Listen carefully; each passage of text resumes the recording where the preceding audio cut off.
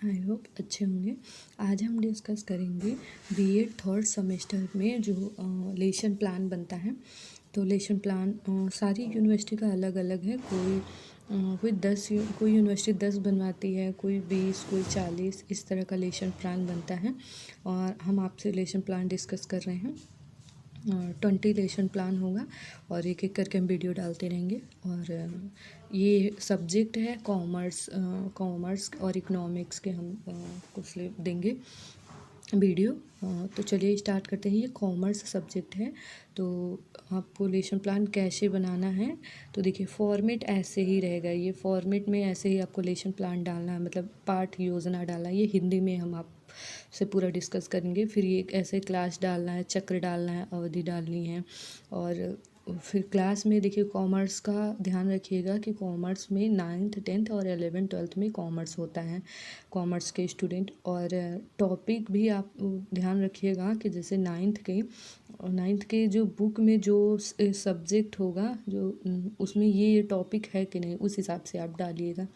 बाकी हम आपको 20 लेसन प्लान डिस्कस करते हैं। और फॉर्मेट यही रहेगा। आपको यहाँ दिनांक डालना है, विषय डालना है, विषय में जो विषय है वो डालना है, प्रकरण यानी क्या टॉपिक क्या पढ़ा रहे हैं वो डालना है।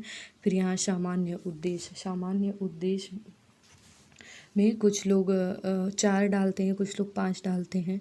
तो इस हिसाब से देखिएगा। कुछ 6 भी कुछ कॉलेज वाले बोलते हैं, वो कॉलेज पे डिपेंड करता है। तो ये चीज़ें हैं यहाँ हम लोग 6 टॉपिक डाले हैं। फिर उसके बाद आता है विशिष्ट उद्देश्य में आपको 3 मिलेंगे। एक होगा ज्ञानात्मक, कौशलात्मक और बौद्धात्मक। तो ये ज्ञानात्मक ये पहला है। पहले में आपको 2 टॉपिक डालना है। और फिर दूसरे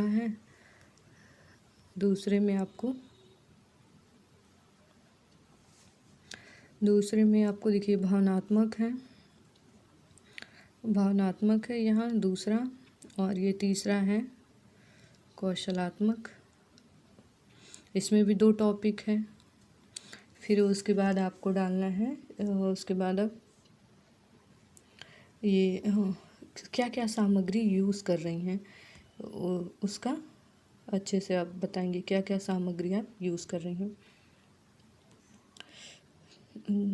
जैसे सहायक सामग्री में चाक हो गया, डस्टर हो गया, सैंपट हो गया, संकेतक हो गया, और सारी चीज़ें इसमें डालेंगी। और फिर इसके बाद ये पूर्व ज्ञान का मतलब कि बच्चों को जो टॉपिक आप पढ़ा रही हैं उससे रिलेटेड बच्चों को उसके बारे में क्या जानकारी है, थोड़ी बहुत जानकारी है उसके बारे में, तो उसको आप यहाँ पे लिखेंगे पूर्व ज्ञान में कि हाँ छात्र भारतीय खाता बही प्रणाली के विषय में सामान्य जानकारी रखते हैं।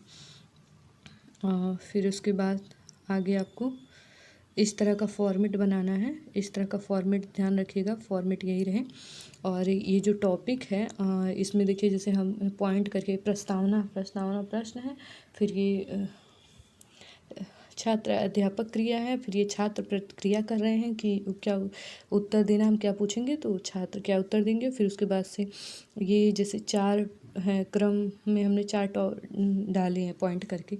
किसी में मतलब कॉलेज वाले कोई कॉलेज वाले 2-3 करवाते हैं, कोई 4 करवाते हैं, कोई 5 करवाते हैं, इस हिसाब से होता है। तो और ये जो होता है ये प्रश्न के अकॉर्डिंग ही ये यहाँ पे उत्तर देंगे। और फिर इसी के अकॉर्डिंग हम यहाँ पे बोलेंगे इसके बारे में। जैसे देखिए यहाँ पे लिखा है कि व्यवसाय लेन देन को सर्वप्रथम कहाँ लिखा जाता है। व्यवसाय लेन देन को सर्वप्रथम कहाँ लिखा जाता है, तो यह पुस्तकों में। बच्चे उत्तर दे रहे हैं पुस्तकों में। फिर हमने पुस्तकों से ही रिलेटेड क्वेश्चन बनाया है। कि देखिए लेन देन की पुस्तकों में लिखने की क्रिया को क्या कहते हैं। तो बच्चे बोलेंगे पुस्तकालय। फिर पुस्तकालय से रिलेटेड हम क्वेश्चन फिर बनाएंगे कि पुस्तकालय की कितनी प्रणालियाँ होती हैं। फिर यहाँ पे बच्चे बताएंगे 4 प्रणालियाँ होती हैं। फिर पूछेंगे कि भारतीय बही प्रणाली से आप क्या समझते हैं। तो फिर बच्चे समस्यात्मक प्रश्न देंगे, तो इसको हम ब्लैक से करेंगे। इसको समस्यात्मक प्रश्न को ब्लैक से लिखेंगे। फिर उसके बाद फिर हम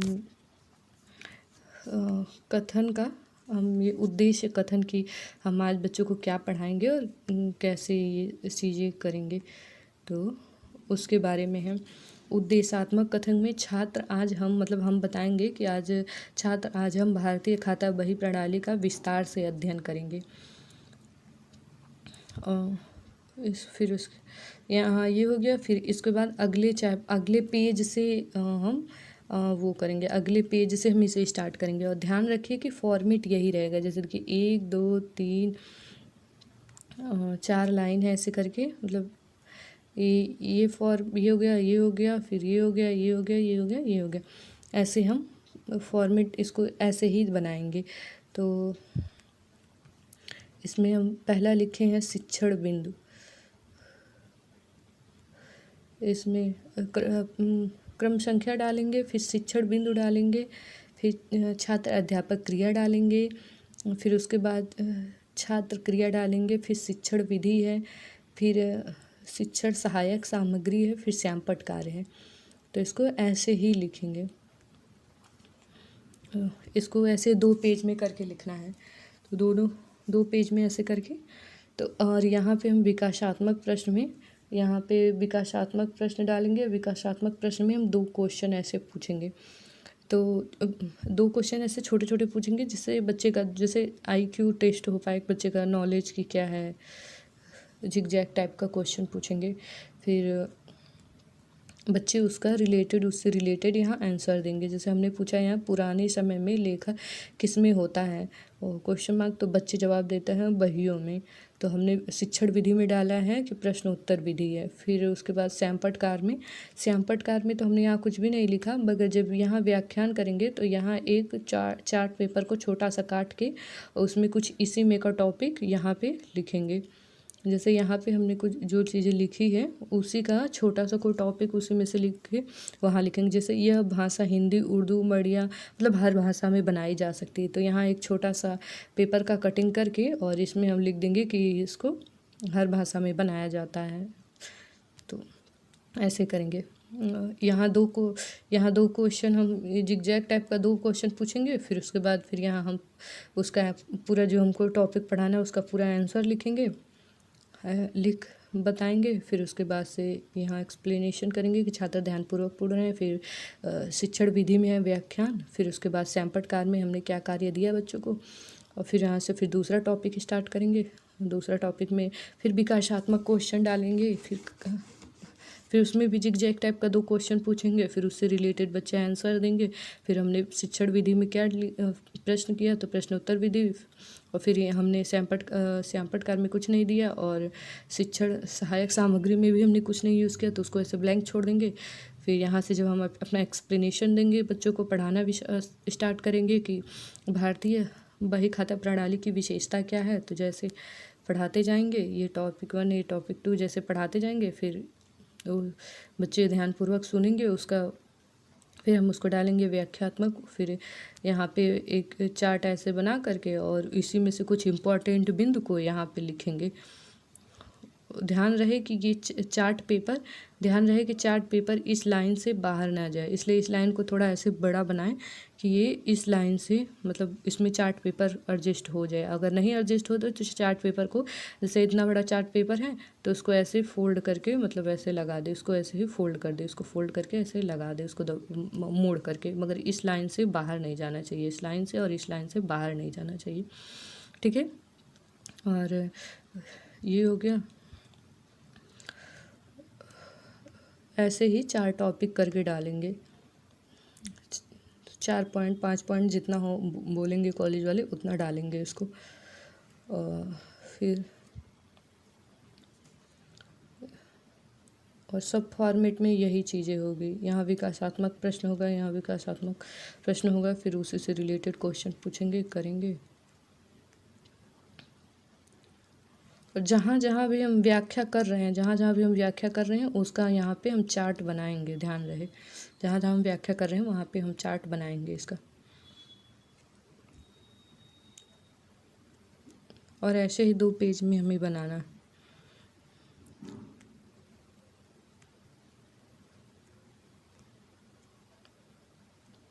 फिर यहाँ लास्ट पॉइंट है, ये लास्ट पॉइंट डाल दिए।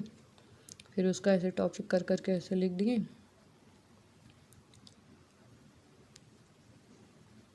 यहाँ छात्रपूर्वक ध्यानपूर्वक सुन रहे हैं। फिर यहाँ पे भी हमको ये ऐसे बनाना है और यहाँ श्यामपटकार में भी कुछ इम्पोर्टेंट चीज़ें लिख देनी है।